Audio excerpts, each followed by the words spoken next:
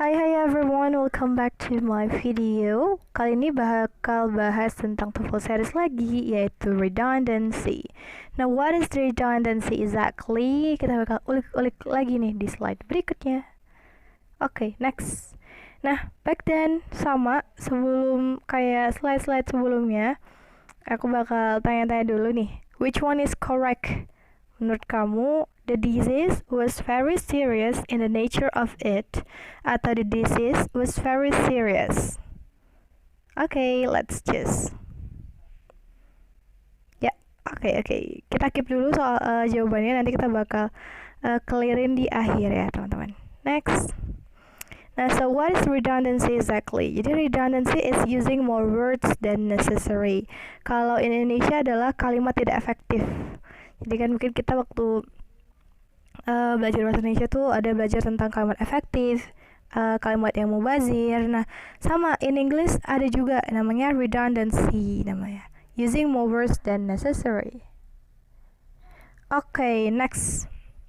So, step by stepnya adalah first, unnecessary phrases. And then yang kedua, ada repetition of words with the same meaning. Dan yang ketiga, ada repetition of noun by pronoun. Jadi ada beberapa tipe dari redundancy. Yang pertama, ada frasa yang gak perlu. Yang kedua, ada pengulangan dari arti. Kalimatnya sama, tapi artinya bakal kalimatnya mungkin gak beda ya, tapi artinya sama gitu. Jadi kayak mubazir kan. Dan the next is repetition of noun by pronoun, atau pengulangan kata benda dari kata ganti benda. Nah, contohnya gimana nih kita bakal bahas. Okay, first. Jadi yang pertama adalah unnecessary phrases. Jadi ini kita diminta untuk bisa menemukan subject, verb, or complement and determine whether the other words are useful or necessary. Nah, jadi kita perlu banget nih untuk bisa menentukan subject, verb, dan complement di mana kata-katanya itu yang berguna dan mana yang enggak. Oke, contoh langsung aja. Which one is correct? Mary had always behaved in a responsible manner, or Mary had always responsibly. Kalau teman-teman lihat, itu yang mana sih yang mubazir? Oke, ya, benar ya. Jadi yang mubazir adalah B. Kenapa? Yang mubazir adalah A, yang benar adalah B. Kenapa yang mubazir adalah A? Karena gini, ketika dia berusaha untuk explain rasa bertanggung jawab, itu dia menggunakan kata-kata yang sebenarnya bisa dipersingkat lagi nih dalam bahasa Inggris. Jadi ketika dia bilang ini kan, Mary had always behaved in a responsible manner. Bagus memang, katanya benar, tapi itu mubazir. Lebih baik kalau misalnya kita bisa ganti itu menjadi adverb of manner dengan cara menambahkan ly aja nih di responsible-nya. Jadi had always responsible, udah responsibly, udah selesai. Jadi yang tadi yang manner tadi kita nggak perlu ucapin, kita bisa ganti aja langsung ke adverb of manner atau kata ganti yang menunjukkan cara. Ya, jadi kata keterangan yang menunjukkan cara. Next. Oke, nah katanya adalah it was a problem which was very difficult in character and very delicate in nature. Nah, apa ya koreknya?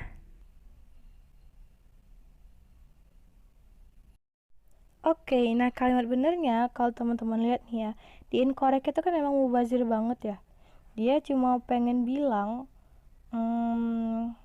kalau masalahnya itu susah dan ya complicated lah intinya. Tapi dia bilangnya kayak it was a problem which was very difficult in character and very delicate in nature gitu kan. Dijelaskan gitu kan semuanya. But again kita bisa banget nih buat meminimaliskan sentence-nya with English grammar tentunya.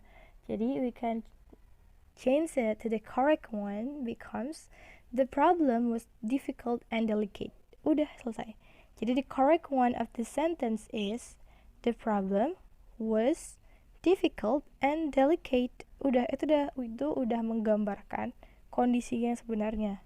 We don't have to say that which was very difficult in character and in nature. We don't have to say that. Just say it with the problem was difficult and delicate. Selesai. Next. Nah, ada lagi nih. Coba bisa dijawab sama teman-teman semua. Waitresses and waiters who serve blank blank blank deserve at least 20% tip. Yes. Sebenarnya untuk yang redundancy ini akan lebih enak kalau misalnya pakai adverb of manner atau kata keterangan dalam bentuk cara. Jadi, obviously, itu jawabannya pasti adalah courteously. Ya, jadi lebih simple. Kita nggak perlu bilang in a courteous manner, with courtesy in their manner, atau courteous. Kita cukup bilang aja courteously, itu udah mencakup arti dari kalimatnya. Selesai. Sebenarnya agak tricky, tapi nggak apa-apa. Seiring berjalan waktu pasti terbiasa sama redundancy ini. Ada lagi soal lainnya, yaitu choose the incorrect word phrase and correct it. Soalnya adalah hummingbird move their wings so rapid in a way that they appear to be hanging in the air. Nah, coba deh. Kalimat mana sih yang kiranya tuh agak mubazir? Atau kata yang bagian mana yang kiranya tuh mubazir dan perlu diganti? Apakah there, to be hanging, atau in the air? Atau mungkin rapid away? Ya. Mungkin agak rancu ya kalau misalnya teman-teman baca juga, agak aneh ketika dia coba menjelaskan cepat dengan cara rapid away. Padahal kita bisa bilang rapid away itu menjadi rapidly. Jadi kayak adverb of manner-nya juga dari rapid, tapi lebih enak kan bilangnya kayak rapidly, dengan cepat. Gitu. Jadi yang salah adalah rapid away. Yang mesti kita ubah menjadi rapidly. Oke, kita masuk ke topik yang kedua dari redundancy, yaitu repetition of words with the same meaning. Jadi kita di sini diminta untuk menghindari nih, avoid using words in the same meaning consecutively in a sentence. Gitu. Jadi kita jangan pakai kata-kata yang kiranya maksudnya bakal sama. Jadi pakai satu kata aja tapi bisa wakilin nih makna dari kalimatnya. Oke, kita langsung masuk aja ke contohnya gimana. First, yang mana sih yang benar menurut kalian? The class advanced forward rapidly atau the class advanced rapidly? Boleh A, boleh B. Kita keep dulu, nanti kita bakal tahu jawabannya setelah next slide. Yes. So, kalau teman-teman perhatikan ya sebenarnya dari yang which one is correct yang pertama, udah kelihatan banget. Advance sama forward itu artinya sama-sama artinya ke depan kan, kayak menuju meningkat itu, sama artinya improvement lah intinya. Nah jadinya teman-teman nggak perlu harus masukin dua-dua kata tersebut atau advance dan forward masing-masing, tapi coba satu aja nggak apa-apa, jadi the class advanced rapidly. And then ini bakal sama sih sama soal-soal berikutnya, bakal berkaitan. Kita bakal coba lihat dulu next. Nah, coba buat the correct answer-nya. Kalau misalnya the incorrect one is I'm nearly almost finished with this capture. Wah, jadi ini agak tricky ya sebenarnya. Kayak kelihatannya benar, tapi sebenarnya salah nih teman-teman. Ini termasuk dari contoh kalimat redundancy atau mubazir. Kenapa? Karena nearly dan almost sama-sama menyatakan hampir. Jadi teman-teman bisa pakai nearly aja atau mungkin almost-nya aja. Contohnya, I am nearly finished with this capture atau I am almost finished with this capture. Nah itu sama-sama correct. Jadi ada dua opsi. Oke, contoh keduanya adalah berikut ini kita diminta untuk pilih yang mana sih yang benar, A, B, or C, or D.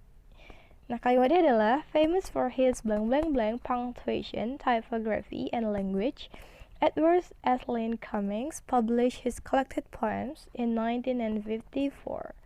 Okay, which one is correct? Apakah itu new innovations for, atau mungkin innovations in, atau newly approach, atau mungkin innovations newly approach in? Digabung ya semuanya yang terakhir. Okay.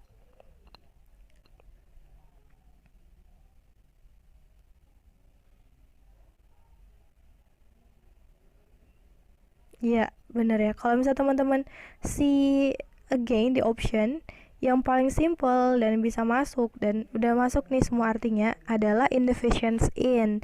Kenapa? Karena new dan innovation itu kan hampir sama maksudnya. Innovation itu pastinya adalah sesuatu yang baru, ya kan? Tapi kalau new itu udah jelas baru.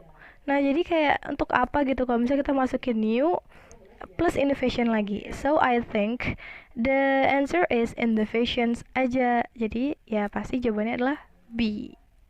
So agak tricky tapi simple sebenarnya. Gak apa-apa, pasti jadi terbiasa sih. Slow down.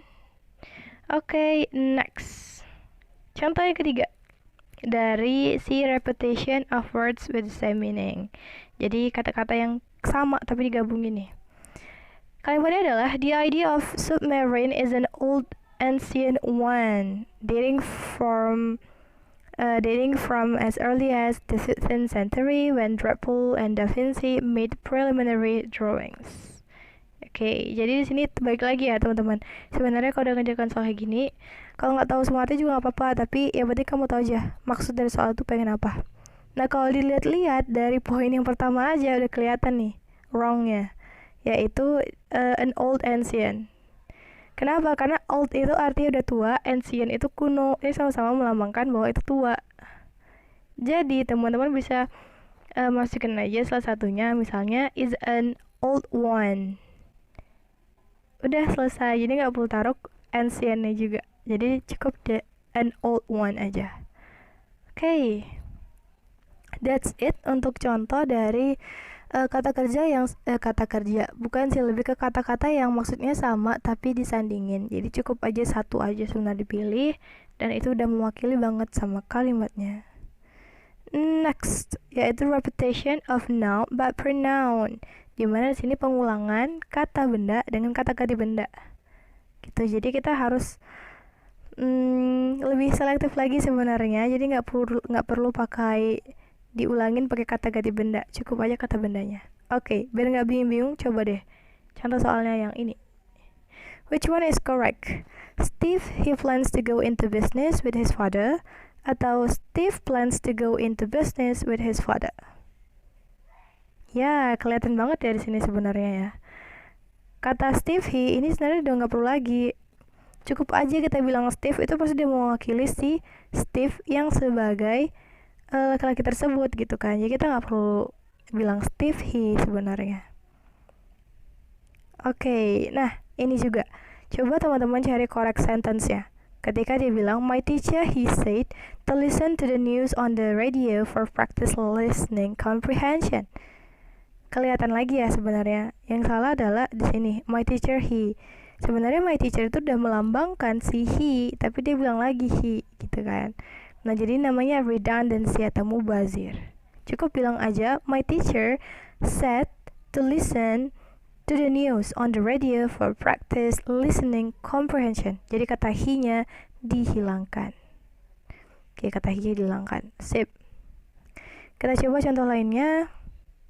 Nih, ABCD. Katanya, a perennial is blank blank blank for more than 2 years, such as trees and shrubs.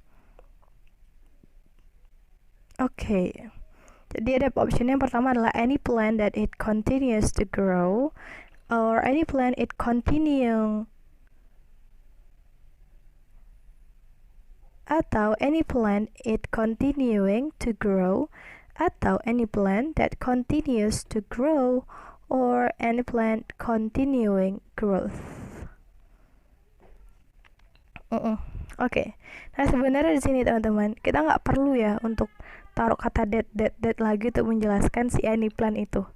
Jadi sebenarnya ini udah mubazir, kata it juga mubazir, kata that juga mubazir. So obviously dan absolutely jawabannya adalah D yang terakhir. Kenapa? Karena udah jelas banget. Ketika dia bilang any plant continuing growth, itu udah pasti a perennial maksudnya. Oke, so that's it. Oke, next. Kita coba lagi biar makin paham. Kalau misalnya nih ada choose the incorrect one. Kata di sini advertising it provides most of the income for magazine, newspaper, radio and televisions in the United States today. So, which one is the incorrect one? Ya, benar banget sih. Sebenarnya kata it sini udah agak janggal ya, ketika teman-teman baca udah kelihatan janggal. Jadi kalau misalnya teman-teman nggak tahu ternyata sebenarnya ini adalah redundancy, nggak apa-apa karena udah jelas udah janggal. Jadi sebenarnya it ini nggak perlu lagi untuk dibuat. Karena apa? Karena udah diwakilin oleh si advertising, si noun-nya. Jadi kata it yang sebagai pronoun nggak perlu, kita cukup bilang aja advertising provides. Gitu, selesai deh. Oke. Jadi teman-teman, ada 3 hal yang perlu kita pelajari dari redundancy. Yang pertama adalah, ya kita ulang. Yang pertama adalah ini,